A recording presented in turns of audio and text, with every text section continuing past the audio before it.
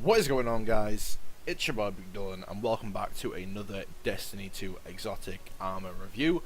Today I'm going to be taking a look at another exotic Warlock armor piece, and that is going to be the Crown of Tempests exotic helmet. The unique perk on this thing is arc ability kills increase the recharge rate of your arc abilities.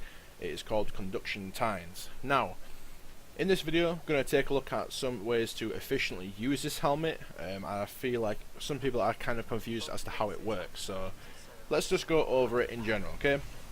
So when you get a kill with your arc ability, you will get a buff to the left side of your screen called Conduction Times. Now, obviously this can stack up to 5 times, which obviously every stack you get will also increase the ability recharge rate even further. So the idea of this build is to get kills with your arc abilities, keep chaining them together, get ×5, and then try and keep that as long as possible, to the stage where you can just constantly throw out and spam grenades as often as possible, as often as you want basically.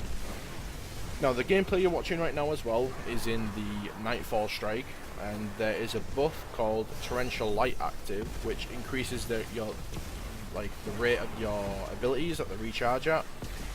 And if you actually combine this helmet, the Crown of Tempests, with the Torrential Light buff in the Nightfall, I'm actually hoping Heroic Strikes end up coming back in the future as well, so it'll be even better. Hopefully, like I say, we'll get some really cool modifiers in the Heroic Strikes that will obviously increase like ability recharge rates and your grenade recharge, and then this helmet will be even more useful.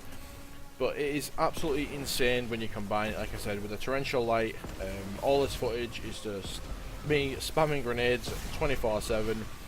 Now the Conduction Times as well, when you actually get a kill with an arc ability, you get, I think it's 6 or 7 seconds to actually get another kill with another arc ability.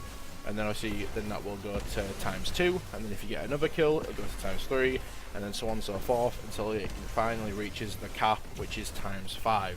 And like I said, the idea of this is to keep it at ×5 as long as possible, so you can keep throwing out the grenades non-stop. Now, that's what it looks like in the Nightfall with the Torrential Light buff active with ×5, okay?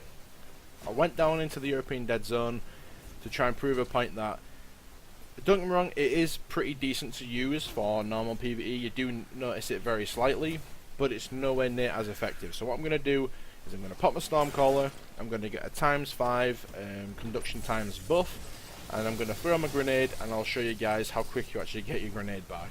And it's a lot slower, which you'll see in a second here.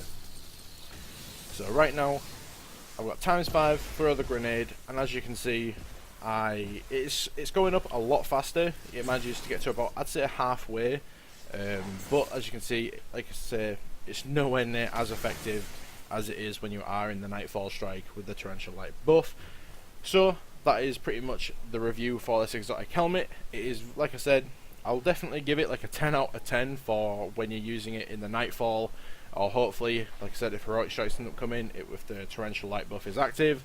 But other than that, for standard PvE, I'd probably give it somewhere around like a 6 or a 7 out of 10, because it does lack efficiency.